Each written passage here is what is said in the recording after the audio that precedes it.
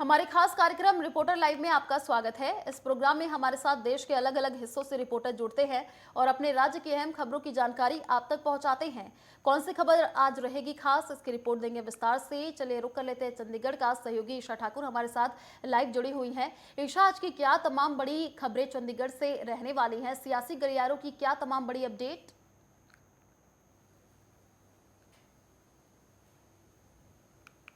जी बिल्कुल आयुषी, देखिए इस वक्त हम पंजाब सचिवालय में मौजूद हैं और पंजाब कैबिनेट की जो बैठक है वो अभी शुरू हो चुकी है पंजाब के मुख्यमंत्री भगवंत मान के नेतृत्व में।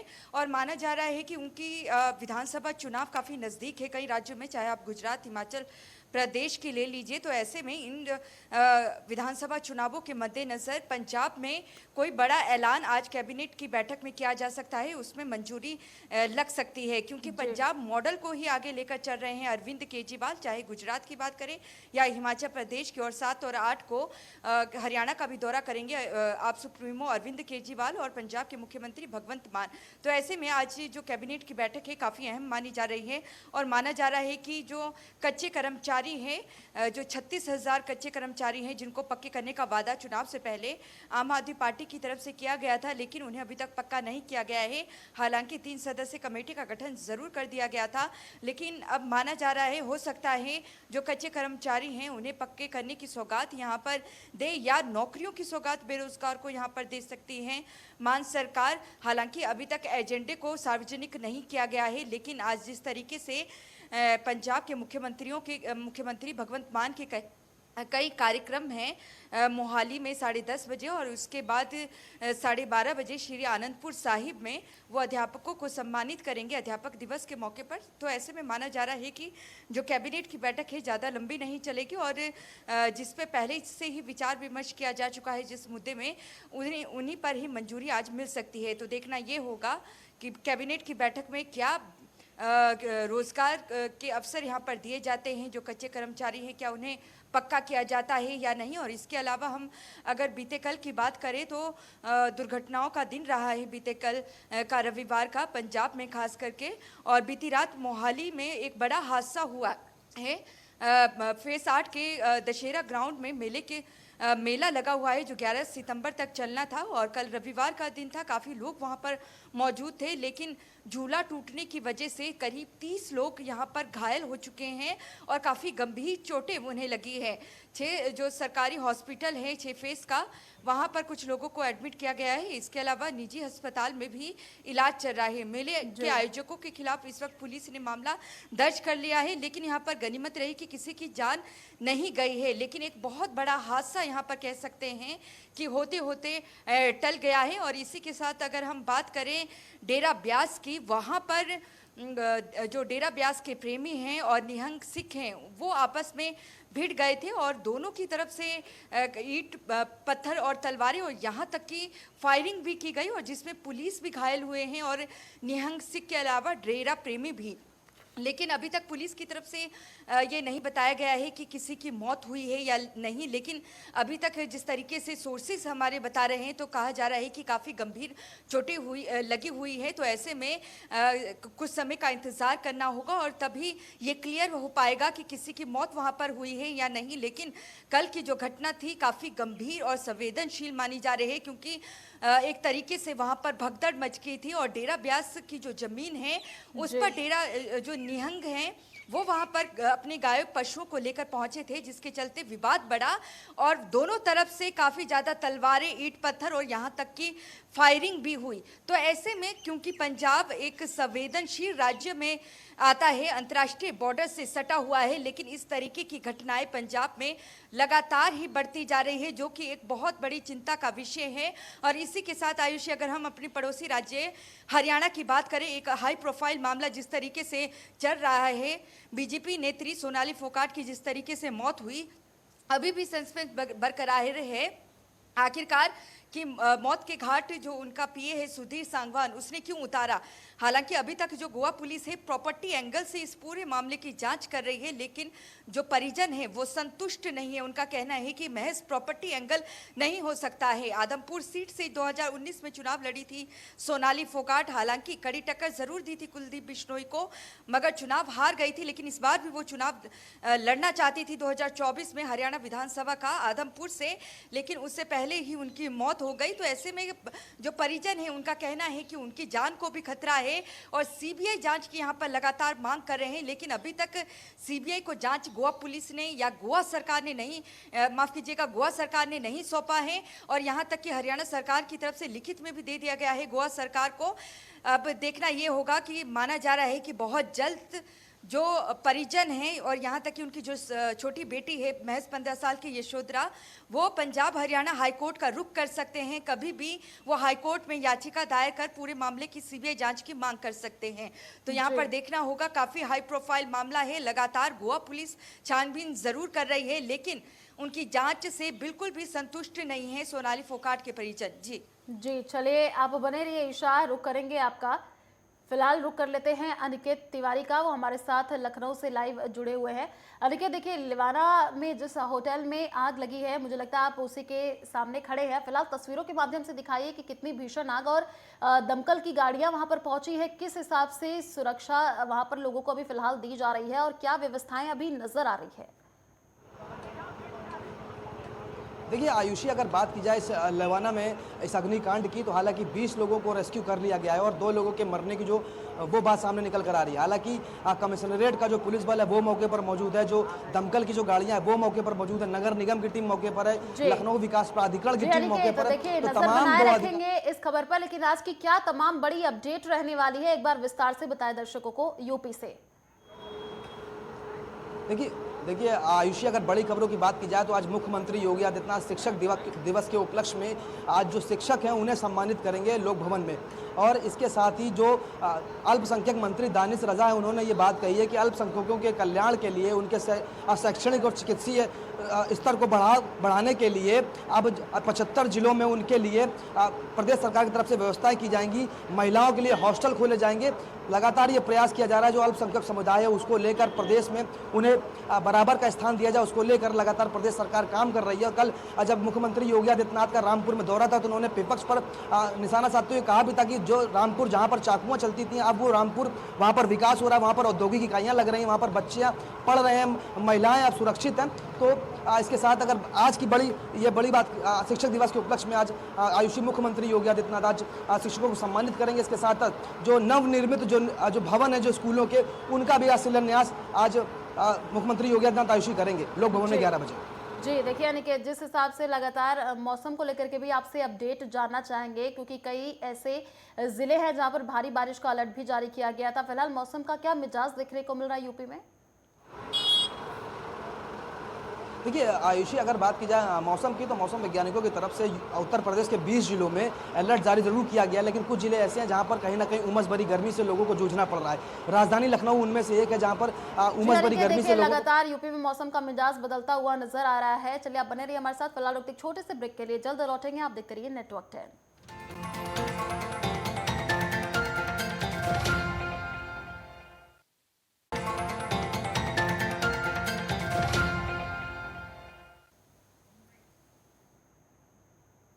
ब्रेक के बाद आपका स्वागत है। चलिए रुक कर लेते हैं मुंबई का। संवाददाता राहुल पुजारी हमारे साथ लाइव में जुड़े हुए हैं।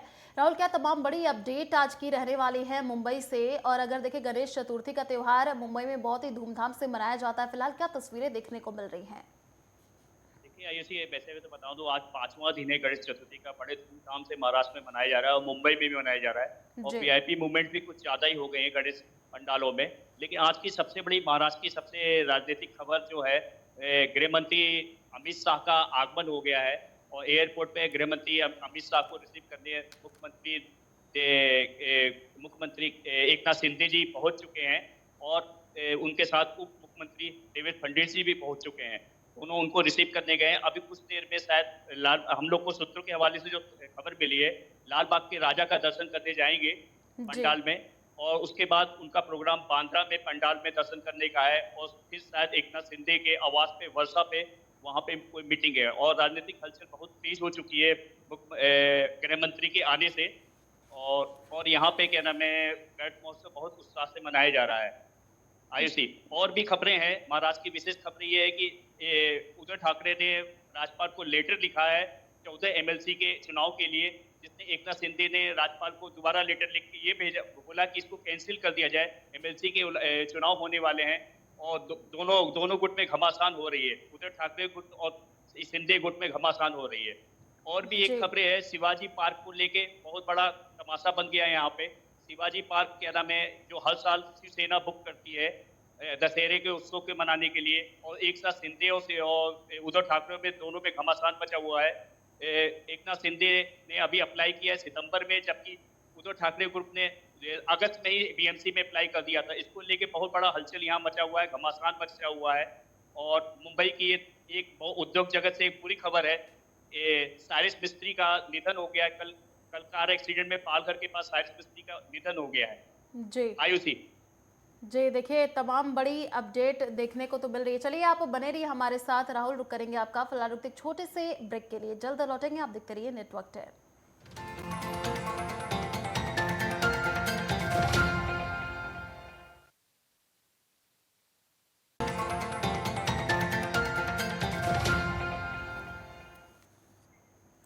ब्रेक के बाद आपका स्वागत है। चलिए रांची का रुख कर लेते हैं। संवाददाता सुबोध गुप्ता हमारे साथ लाइव जुड़े हुए हैं। सुबोध, आज की क्या तमाम बड़ी अपडेट रांची से रहने वाली है? सियासी उठापटक का दौर जारी है। सीएम सोरेन आज विश्वास प्रस्ताव को लेकर के भी पेश कर सकते हैं। फिलहाल क्या जानकारी मिल पा रही है?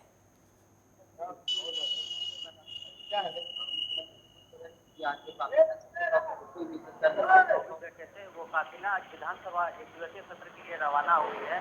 मैं बता दूं कि यह एक दिवसीय सत्र जो है विश्वास मत प्रस्ताव के लिए लाया गया है, जो एक दिवसीय विधानसभा सत्र में जारी किया जाएगा, जिसमें मुख्यमंत्री हेमंत सोरेन अपनी शक्ति परीक्षण करेंगे। जो यूपीए घटक दल के विधायक छत्तीसगढ़ में पिछले 5 दिनों से रुके हुए थे, उसे आपदा प्रबंधन की अचानक 2 दिन पूर्व बैठक के बाद विधानसभा का आयोजन किया जाता है। इसके बाद मुख्यमंत्री हेमंत सोरेन लगातार घोषणा करते हैं कि आज विश्वास मत प्रस्ताव किया जाएगा विधानसभा में। मैं बता दूं कि 2 बस में विधायकों को भरकर रांची के सर्किट हाउस से आज विधानसभा अभी थोड़ी देर पहले रवाना किया जा चुका है। मैं बता दूं कि उस विधानसभा में विश्वास मत के अलावे जो सत्र का चर्चा परिचर्चा है वो भी की जाएगी। यहाँ तक कि मैं बता दूं भाजपा प्रदेश कार्य समिति है, जो भाजपा के प्रदेश अध्यक्ष हैं दीपक प्रकाश, वो भी कल विधायक दल की बैठक किए थे। विधायक दल के नेता बाबूलाल मरांडी ने कहा था कि मैं जो एक दिवसीय विधानसभा सत्र आयोजित की जा रही है मुख्यमंत्री हेमंत सोरेन द्वारा, मैं उसका स्वागत करता हूँ। लेकिन राज्य में जो विधि व्यवस्था फेल हो रही है, लगातार सरकार ऐसो आराम फरमा रही है छत्तीसगढ़ में, लेकिन यहाँ की विधि व्यवस्था फेल हो रही है। लगातार भाजपा जो है तो हेमंत सोरेन सरकार को घेरने की कोशिश कर रही है। जी देखिए सुबोध, लगातार बीजेपी हेमंत सोरेन सरकार को घेरने की कोशिश कर रही है, और जहां पर भी बीजेपी को नजर आता है कि सरकार गिर रही है, वहां पर अपने पैर जमाने की कोशिश करती हुई नजर आती है। जी बिल्कुल, मैं बता दूं कि पहले महाराष्ट्र में जब अपनी बाजी जीत ली, बाजी जीतने के बाद उनकी नजर बिहार पर थी, लेकिन बिहार में जब उनकी चालबाजी कामयाब नहीं हो सकी भाजपा की, तो लगातार झारखंड में सरकार उठापटक करने की कवायद शुरू कर दी। मैं बता दूं कि पिछले 2 वर्ष पूर्व भी जब सरकार सत्ता में आई थी हेमंत सोरेन सरकार, तभी सरकार गिराने की कोशिश किए गए थे। इसके बाद कुछ दिन पहले पश्चिम बंगाल में जो 49 लाख रुपए नकद के साथ 3 विधायक गिरफ्तार किए गए थे, उस समय भी सरकार गिराने की कवायद शुरू कर दी गई थी। बहुत तेजी से भाजपा अपना प्रचार प्रसार कर रही थी कि झारखंड में सरकार गिर रही है, लेकिन मैं बता दूं कि अभी फिलहाल सरकार नियत रूप से चल रही थी। लेकिन जब चुनाव आयोग का फैसला आया, मुख्यमंत्री हेमंत सोरेन की सदस्यता मामले में आयोग करार दिया, उसके बाद लगातार सरकार गिराने की कवायद तेज हो गई। भाजपा लगातार सभी विधायकों के साथ बैठक कर रही है, यहाँ तक कि जो यूपीए घटक दल के विधायक है उनके साथ भी चर्चा परिचर्चा कर रही है, अपने सरकार बनाने के लेकर मंथन भी कर रही है, वह गोपनीय तरीके से कर रही है। यहाँ तक कि मैं बता दूं कि जो छत्तीसगढ़ में 32 विधायक गए थे रांची से झारखंड के यूपीए घटक दल के, उनमें कुछ विधायक झारखंड में ही रुके थे, मंत्री भी रुके थे, जिनसे भाजपा के जो प्रदेश अध्यक्ष है और राष्ट्रीय नेताएं हैं, वो भी झारखंड के यूपीए घटक दल के विधायकों से संपर्क साधा था, लेकिन अभी तक वैसी कुछ बात उनकी नहीं बन सकी है, जिसके कारण यह कहना उचित नहीं है कि सरकार अभी गिर जाएगी।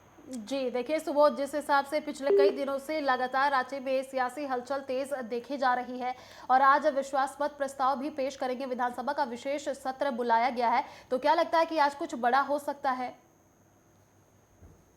आज बहुत बड़ा ऐतिहासिक दिन होगा। जी। पर परीक्षण में संभवतः फेरबदल की संभावना है। कुछ विधायक भाजपा की तरफ जा सकते हैं, कुछ विधायक यूपीए में ही रह सकते हैं, लेकिन मैं बता दूं अंदरूनी अंदेशा, क्योंकि 5 दिनों के सैर सपाटे के बाद अगर झारखंड के विधायक रांची लौटे हैं तो कहीं न कहीं हेमंत सोरेन की मुश्किलें बढ़ती नजर आ रही है, क्योंकि उन्हें पहले से ही अंदेशा हो गया था कि हमारे विधायक अपना पल्ला बदल रहे हैं, दल बदल मामले में जा सकते हैं।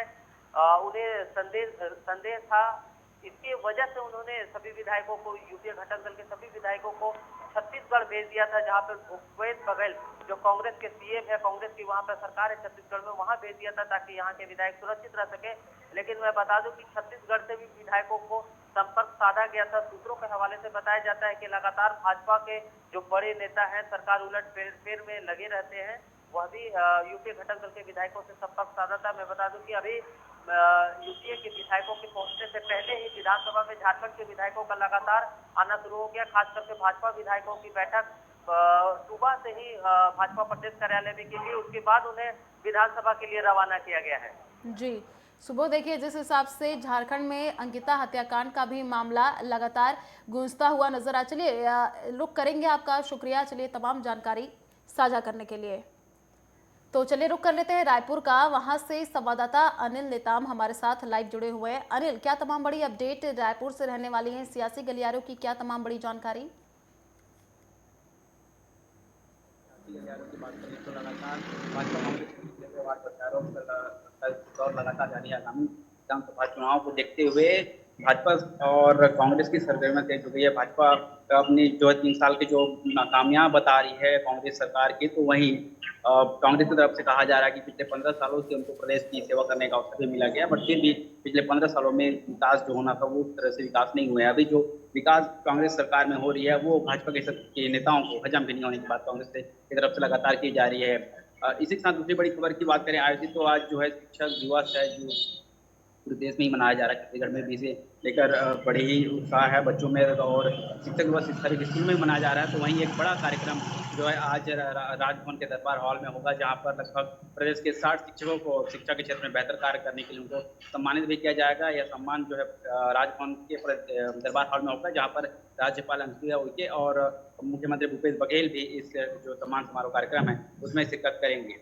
जी ऐसी तो ये आज की अहम खबरें हैं, जो बड़ी खबरें हैं। जो शिक्षक दिवस है उस पर एक बड़ा कार्यक्रम है आज राजभवन के दरबार हॉल में होने वाला है, जहां पर प्रदेश के लगभग 60 शिक्षकों को वहां पर सम्मान किया जाएगा। जी चलिए अनिल, आप बने रहिए हमारे साथ। देहरादून का रुख कर लेते हैं, वहां से संवाददाता ज्ञानेंद्र तिवारी हमारे साथ लाइव जुड़े हुए हैं। ज्ञानेंद्र, क्या तमाम बड़ी अपडेट देहरादून से रहने वाली है? और देखिए मौसम को लेकर के लगातार पिछले कई दिनों से मौसम विभाग अलर्ट जारी करता हुआ नजर आ रहा है। कौन कौन से ऐसे जिले हैं जहाँ पर मौसम विभाग ने अभी अलर्ट जारी किए हैं?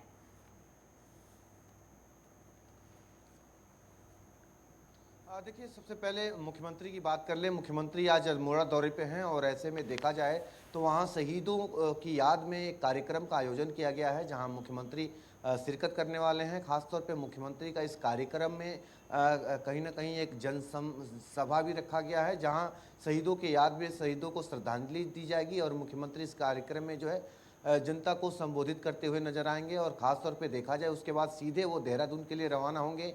देहरादून में आज शिक्षक दिवस के अवसर पे एक कार्यक्रम का आयोजन जो है मुख्यमंत्री आवास में रखा गया है, और ऐसे में इस कार्यक्रम में राज्य के उन शिक्षकों को मुख्यमंत्री की तरफ से सम्मानित किया जाएगा जिन्होंने विभिन्न जगहों में कहीं ना कहीं एक बड़ा काम किया है शिक्षक के तौर पे। खासतौर पे देखा जाए तो 4 बजे ये कार्यक्रम रखा गया है, उसमें राज्य के विभिन्न जिलों से वो शिक्षक आए हुए हैं जिनका सम्मान समारोह किया जाना है। इसके अलावा अगर हम देखें मौसम विभाग की तरफ से जो चेतावनी है वो कल भी जारी किया गया था और अभी भी आगामी 24 घंटे के लिए जो अलर्ट है वो जारी किया गया है। और कल जिस तरीके से अलर्ट के बाद हमने देखा कि राजधानी में लगातार जो बारिश का सिलसिला था, भारी बारिश की वजह से जो जलभराव की स्थिति थी वो देहरादून शहर में देखने को मिली। और उसके बाद आज भी जिस तरीके से मौसम विभाग की तरफ से जो पहाड़ी जनपद है, टिहरी है, नैनीताल है, पिथौरागढ़ है और देहरादून है, इन जिलों में बारिश की संभावनाएं व्यक्त की गई हैं। कल भी जो बारिश का सिलसिला है दोपहर बाद देखने को मिला था